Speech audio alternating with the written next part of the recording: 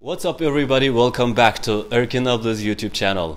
O'tgan saatlik videomizda deyishgandek, ingliz tili grammaticsni sistemli tushuntirishni boshladik. O'tgan saatlik dars mazmunida present simple jumla shakllari, ya'ni hozirgi zamon oddiy jumla shakllarini bir aqr so'zlab berdim. Shu xil ahvol ostida ishlatamiz deb. Undan ko'p ahvollar bo'lishi mumkin, ammo shaqiltib kelsak albatta jiqli bo'ldi, ammo cho'ng jihatdan shu xil ahvolni bilib olsangiz bo'ldi yetadi degan gap. Shu uch xil ahvolda present simple jumlalarni ishlatamiz degan vaqtida ikkinchi xil ahvol, ya'ni frequency adverbs, izchillik holatlarini ishlatib turib yaqqan vaqtingizda fe'llarning asl shaklini ishlatamiz degan to'q. Bu yerdagi shu izchillik holatlari degan gap, shu to'g'risida ozroq to'xtalaylik. Bugun ikkinchi xil zamonga o'tishning oldida frequency adverbs, ya'ni izchillik holatlari. Frequency adverbs, ya'ni izchillik holatlari, Uyg'ur tilida biz deydigan doim, ba'zida, azaldan degandek. Buni 0% dan ingliz tilidan mustaq qanday kitob bo'lsin, qanday ma'lumotdan darslardan o'xshash mustaq bir nimba, metod bor, ya'ni vaqt liniyasiga, vaqt o'quviga o'xshash bir istillikka sizib turib, eng yuqori pallasini 100% desak, eng tuvan pallasini 0% desak, shu qaysi xil izchillik holatini qancha %ga qo'ysak to'g'ri bo'ldi deb turib shuna o'rgatadigan ish va eng ustida doim, ya'ni always degan gap turdi. Eng cho'qqisida shu istillikning, eng ostida azaldan, ya'ni 0%, always ni 100% desak, saqchi keldi. Shu always ni 100% desak, always ning qarshisi 0% azaldan bo'ldi, ya'ni never bo'ldi. Shu istillikni bir sizay, shuning qarta to'shqizib baqaylik birlikda.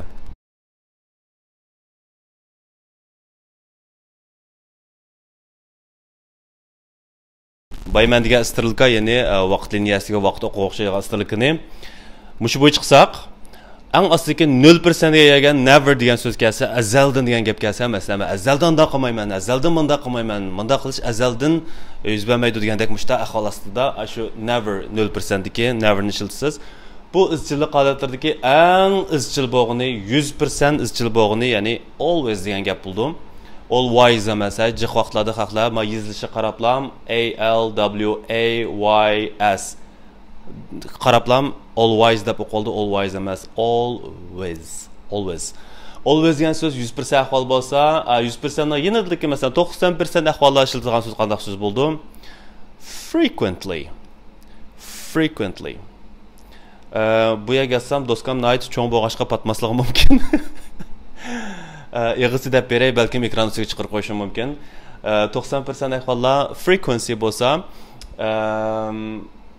uning ostidagi 80% ahvol ostidagisi often degan so'z bo'ldi. Often deb talaffuz qilindi. Amerika talaffuzi bilan Angliya talaffuzining farqiga qarab, often deb talaffuz qilindi, often deb talaffuz qilindi. Uning bekerak 60% ga borsak, 50% ga borsak, ya'ni ba'zida, naganda, gohida degan so'z sometimes. I sometimes do this, I sometimes do that. I always do this, I never do that degandek. 50% keldik, sometimes bo'ldi. Sometimesning ostidagi, masalan, 30-40% ahvollardagi so'zlar seldom. I seldom do this, I seldom do that. Uning ostidagi bo'lsa rarely, masalan 20%, 15% ahvol ostida qildigan ishlaringiz bo'lsa, I rarely do this, I rarely do that. On Sundays, I rarely go to the cinema. Yakshanba kunlari 10-15% ahvol ostida Uyg'ur restoran bormay yoki kinoxona bormay degandek gap bo'ldi. 0% ga intayin yaqin bo'lgan hardly ever. Masalan, I hardly ever smoke desangiz, tamok chekmayman emas, chekaman, lekin bir yilda bir qatam chekib qo'yman. Bir yilda 2 tal tamok chekib qo'yman bo'lsa, hardly ever. Shu 0% ga shunday yaqinlashgan ish bo'lsa, 5% deylik, yo 10% desak, hardly ever.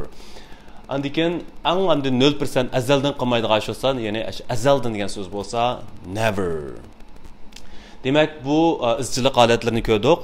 Egini qo'ysiz jumlangizning bishiga, men, sen, u, biz, ular, bizlar. Egining keynigilam shu boy biz davatgan har xil %ki izchillik holatlarini qo'yamiz. Uning keynigilam qolgan qo'shimcha kinoxonda, sayilxonda, bog'chada, o'tirab qo'pab degandek qo'shimcha to'ldiruvchi aniqlovchilarni qo'ysangiz, jumlangiz texmi to'liq bo'ldi degan gap. Bu frequency adverbs bo'ldi, izchillik holatlari. Buni keyingi videomizda hozirgi zamon davomlashayotgan jumla shaklini ishlatamiz. Agar texnicha Erkin Abduz YouTube kanaliga a'zo bo'lmagan bo'lsangiz, qizlaringdek subscribe butonini bosib tezdan abone bo'ling. Sizdan hech qanday haq talab qilinmaydi. Bika ham shu barmoqlaringizni u yerga yana bosib qo'ysangiz bo'ldi. O'tirib naqshi usul musiqalarni ko'ring. Manda videolarni ancha-muncha ko'rib qo'ysangiz, quliqingizga kirib qolsa, foydasi tegadi kelgisida. Do'stlaringizga ham boshqalarga avatib qo'ying, ham bakrlab qo'ying, sotsial medialaringizda ham bakrlab qo'ying. Ingliz tilida bir gap bor, avval bir yaxshi so'zluguvchi, so'zni yaxshi qilaman deyishning oldida yaxshi bir anglag'uvchi bo'lishingiz kerak deb.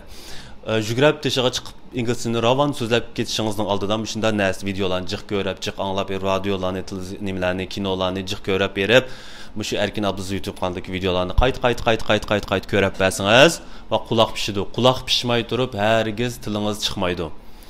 Mengingizning tafakkuringizga singmay turib, tafakkuringiz odatlanmay turib, ingliz tilida og'zingizni ichib ravon gap qilolmaysiz. Nimishqa? Chunki ingliz tili degan bizga nisbatan chet el tili ismidan chiqib turdi, chet el til deb. Uyg'ur tiliga qilma desangiz, o'ylashib, tafakkur qilib, qo'lingizni bir o'ylab devilishingizning archoq og'zingizni ostingizlarmi uyg'urcha gap chiqadi shundami? Chunki siz unga ko'ngan, tug'ilgandan boshlab mush tilga ko'ngan. Maqolangiz yoki uyg'ur tiliga yoki qaysi davlat yashayotgan bo'lsangiz, uyg'ur tilidan sirt turk tiliga yoki fransuz tiliga yoki boshqa tillarga ko'ndi mengiz. Endi ingliz tiliga ko'ndirma desangiz, uningga vaqt ketadi. Chunki bu yangi til degan mushu bir narsani, ma'ni uyg'urcha qog'oz degan bo'lsak, o'xshash bir narsani paper degandek boshqa bir o'xshash narsani o'xshamagan shaklda ifodalaydigan bir narsa.